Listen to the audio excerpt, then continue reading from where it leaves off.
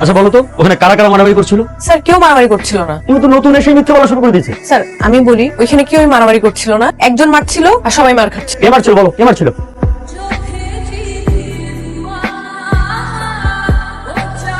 Sir উনি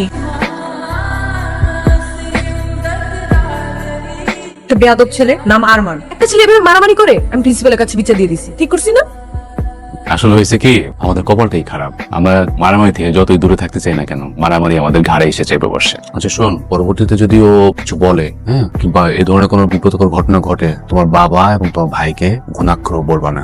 যদি বলো কিন্তু তারা তুলকালাম কাণ্ড ঘটাই দিবে। দেখতেছো যখন মাথাটা গরম, তো খাওয়া দাও না। শোন, আমি আগামীকাল তোর ভার্সিটিতে যাব, যে তোমার প্রিন্সিপালের সাথে দেখা করব, ঠিক আছে? না না লাগবে না, কেন? আরেকবার করুক এরপর।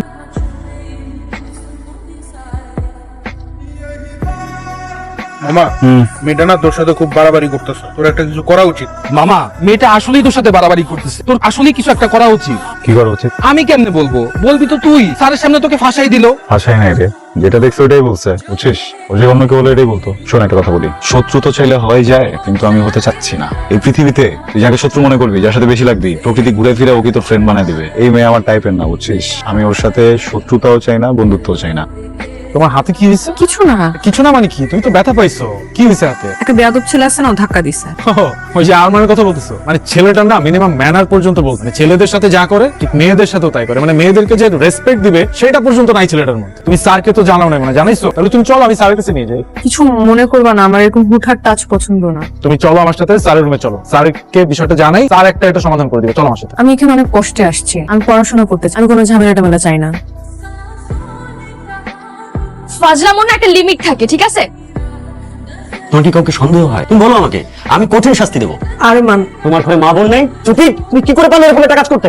স্যার আপনি কোনো প্রুফ ছাড়া আমাকে চার্জ করতে পারেন। রাখো তোমার প্রুফ, প্রুফ শেখাচ্ছ আমাকে। একটা মেয়ে আননেসেসারি তোমার সঙ্গে মিথ্যা কথা বলবে? স্যার বলতে পারে মিথ্যা, আই ডোন্ট নো। আমি এতটুকু জানি আমি মিথ্যা বলছি না। You are suspended for next 1 month. Arman problem কি? শুরু থেকে পিছলে গেছো আমার। আজকে যেটা করছো এটার জন্য কখনো মাফ করবো না। খুব সাবধানে থেকো, যে কোনো সময় উল্টা পাল্টা যে কোনো কিছু হয়ে যাবে। ও তোমাকে কি বলে গেল? আমাকে থ্রেড দিয়ে গেছে, বলছে উল্টাপাল্টা কিছু করবে।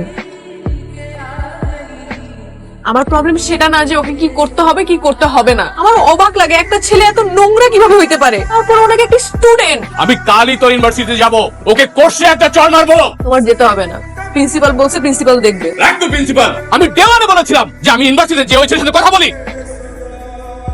আমি এসব কারণে বাসা ছাড়ছি। বাবা ভাইয়া সবাই মারামারি কাটাকাটি। কি বলো? তাহলে আমি এখনই বাসা থেকে চলে যাব। আমি এসব চাই না। সরি জানিস মা, এমন এক ঘটনার জন্য আমি বাড়ি থেকে বেরিয়ে আসছিলাম, তোর বাবার সাথে আলাদা হয়ে আমি দূরে চলে আসছি। আমি সরি চচু, আমরা আর আরমানের বিষয় নিয়ে আর কোনো কথাবার্তা না বলি। ও ভুল করছে, ওটা শাস্তি পাবে। আমরা আরমানের বিষয়টা বাদ দিই। ঠিক আছে মা। তোমরা সবাই জানো যে আমাদের মাহফুজ স্যার আমাদের এই ডিপার্টমেন্টের গত 30 বছর যাবত নিষ্ঠার সাথে আমাদেরকে ক্লাস নিচ্ছে, শিক্ষকতা করে যাচ্ছে। ওনার বিদায় বেলাতে আমি ভাবলাম যে আমরা আর স্যারকে আমরা বিদায় জানাবো। আর তোমরা ভাইবো না আমি এত সহজে চলে যাচ্ছি, আমি আরো 1 বছর আছি, তোমাদেরকে আরো কিছুদিন যাবো। আচ্ছা চলো আমরা এখন ওই দিকটা দেখবো।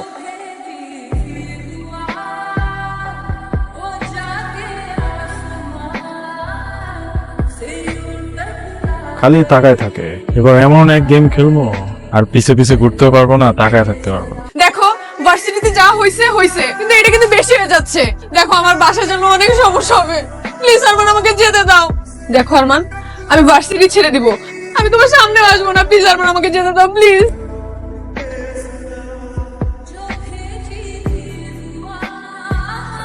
তুমি একটা জানোয়ার, একটা অমানুষের বাচ্চা। একটা মেয়েকে কিভাবে ট্রিট করতে হয় তুমি জানো না? আমি জানি না তোমরা কারা, আমি জানতেও চাই না তোমরা কারা। আজকের পর থেকে কখনো জানার চেষ্টাও করবো না তোমরা কারা। আমি শুধু একটা জিনিস জানি, তোমরা এই মেয়েকে যে কারণে এখানে নিয়ে আসছো সেই কারণটা আমি। আমাকে তো পেয়ে গেছো, মেয়েটাকে চিনতাম।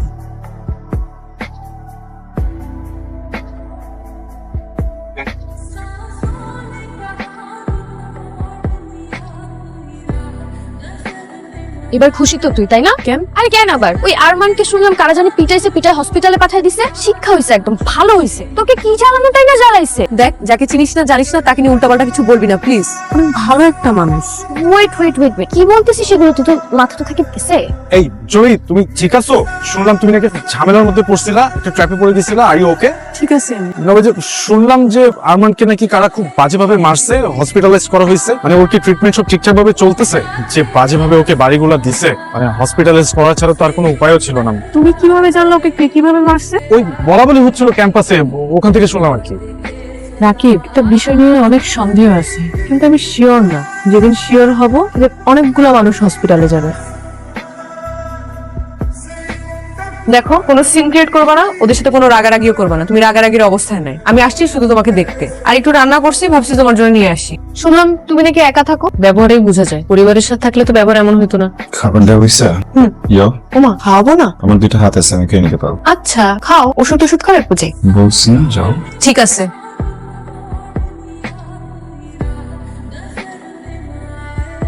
প্রথম দিনই সন্দেহ হয়েছিল খাবারগুলো নষ্ট করবা, খাবা না। আচ্ছা, এই যে রান্নাগুলো করি, পরিশ্রমগুলো দেই, এগুলো কোনো মূল্য নাই? কি মনে করো এগুলা না খেলে তুমি সুস্থ হবা? প্রথম দিনই উচিত ছিল ঠেসে ধরে খাওয়াই দাও। এরকম কি? হ্যাঁ, তুমি কি মনে করো তোমাকে এইভাবে দেখলে আমি ভয় পাবো? একটা থাপ্পড় দিয়ে তোমার এরকম করা ছুড়াই দিব। চাচা, আমার বোন কান্দতেছে। হয়েছে কি, ওর ইউনিভার্সিটির এক ছেলে, ওই কি আরমান নাকি ছেলেটার নাম, বুঝছিস? কয়েকদিন যাবত সেটা খুব ডিস্টার্ব করতেছিল। তারপর আমি ওরে বলছি যে তুই চিন্তা করিস না, আমি ইউনিভার্সিটি যেয়ে ওই ছেলের সাথে কথা বলবো, কিন্তু ও আমার যেতে দেয় না। আমার বোনরে ডিস্টার্ব করতেছে। ও জানে না ও কোন পরিবারের মানুষকে ডিস্টার্ব করতেছে। আর কয়টা দিন রেস্ট করলে হতো না? ইউনিভার্সিটি আসাই লাগলো? এমন তো না যে খুব পড়াশোনা করো, করো তো জ্ঞানজাম। আমার সেটাই মনে হয়েছিল, কয়েকটা দিন পরে আসি। পরে আমার মনে হলো ইউনিভার্সিটি আমাকে মিস করে। অনেক মিস করে। ইউনিভার্সিটি অভ্যাস হয়ে গেছে, কিন্তু তুমি তো নাই, তাই ইউনিভার্সিটি একটু ঠান্ডা হয়ে আছে। এত দ্রুত ইউনিভার্সিটি অভ্যাস হয়ে গেল? আমি আপনাকে